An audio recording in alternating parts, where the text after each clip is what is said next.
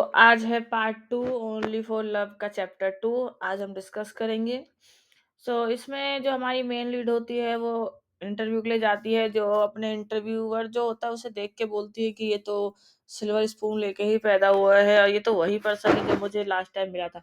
वो इसको हेल्प के लिए पूछता है, बट ये उसे मना करके आगे चली जाती है क्योंकि इसको स्टिल ये कंफर्म नहीं होता कि ये वही है। फिर अपना ये वेट कर रही होती है और फिर वो दोबारा से अप्रोच करती होती है, बताती है कि मेरा बॉयफ्रेंड मुझे पिकअप करने आ रहा है।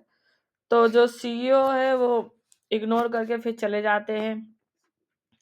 फिर थोड़ी देर बाद इसका बॉयफ्रेंड उसको पिक करता है। दोनों रोड पे चल रहे हो, दोनों अपना जा रहे होते हैं अपने घर की तरफ।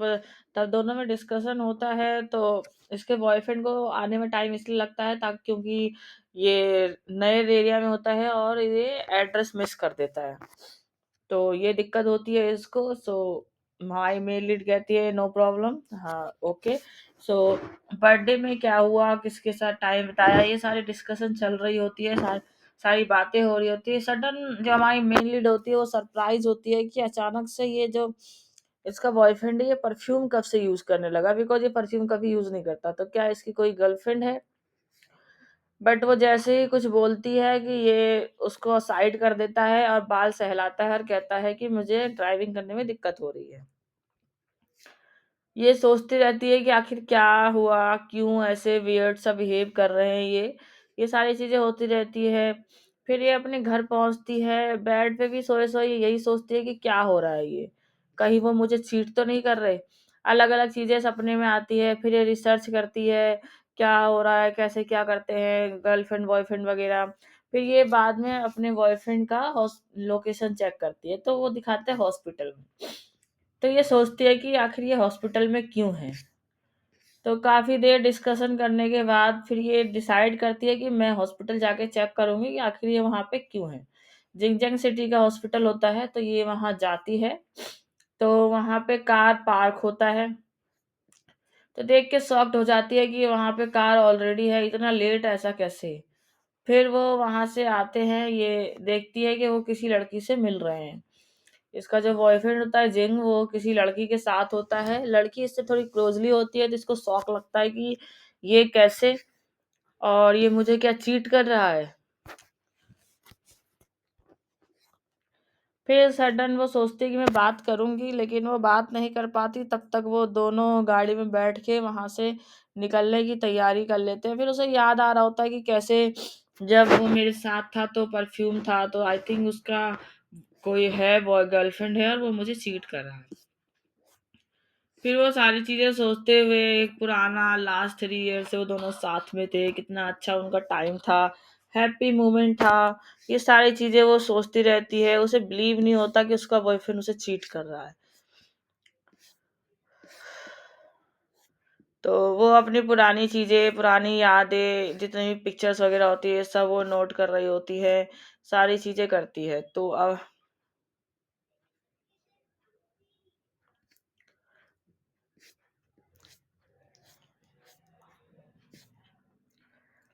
नेक्स्ट मॉर्निंग वो अपने ऑफिस से बैठी होती है, वो सोच रही होती है अपने बॉयफ्रेंड के बारे में कि क्या है, कैसा है, मैं बात करूं। फिर उसका ये भी होता है कि जो मैं इंटरव्यू देकर आई हूँ कि वो इंटरव्यू के लिए कब कॉल आएगा, जॉब मिली कि नहीं, ये सारी चीजें होती हैं। लास्ट नाइट ही इसने अपने बॉयफ्रेंड को ऑन द स्पॉट देख लिया था, उससे बात बात करके उससे ब्रेकअप कर लिया था। अब ये अकेली थी, काफी सैड थी। तो ये चाहती थी कि मेरे को जॉब मिले ताकि मैं जॉब यहाँ से चेंज कर सकूँ, लाइफ में वो न्यू स्टार्टअप चाहिए था इसको।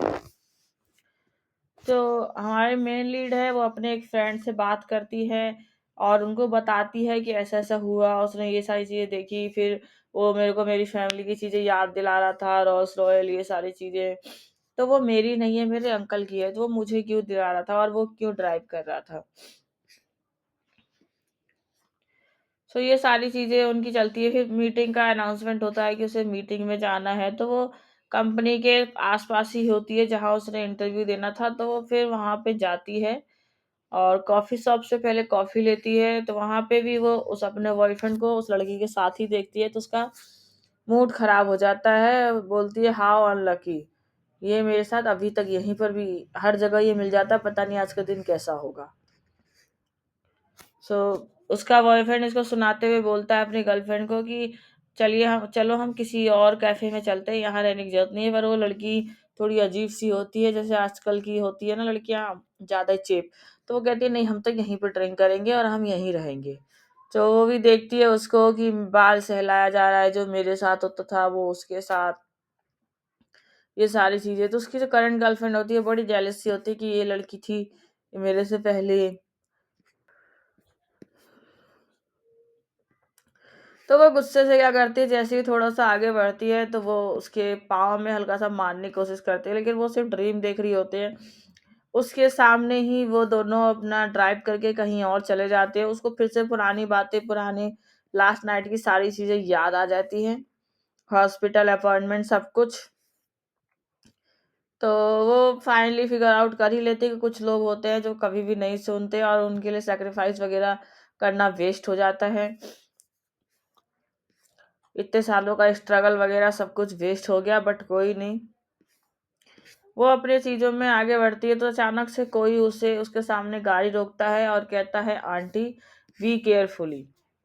तो वो भी शॉक्ड होती है, कौन था, किसकी इतनी हिम्मत हुई कि मुझे आंटी बोले। फिर वो देखती है, उसे नॉक नॉक करती है, फिर वो सब कुछ इग्नोर करके उनसे हेल्प लेने की कोशिश करती है, क्या आप मुझे आगे तक ड्रॉप कर देंगे, बिकॉज मेरा जो फोन है वो बंद होने वाला है। और वो बोल देता है कि नहीं, मैं अजनबियों को नहीं देता पिकअप, बिकॉज इसने उसे लास्ट नाइट में मना किया था कि मेरा बॉयफ्रेंड आ रहा है इसलिए मैं आपके साथ नहीं जाऊंगी। तो इसलिए वो अभी के टाइम पे बोल देता है कि मैं अननोन पर्सन को पिक ये नहीं हेल्प करता हूँ, आप टैक्सी ले लो।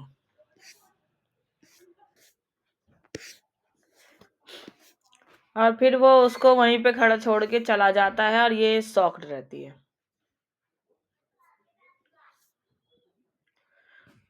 और दम ये नेक्स्ट डे सारी चीजें देख रही होती कि कौन था जिसने मुझे रिजेक्ट कर दिया। अब इसका खुद पे गुस्सा आ रहा होता है, ये अपना सर फोड़ रही होती है। फिर सिस्टम पे काफी देर रिसर्च करने के बाद इसको पता चलता है कि कौन है, जहाँ ये ऑलरेडी इंटरव्यू के लिए जा चुकी होती है।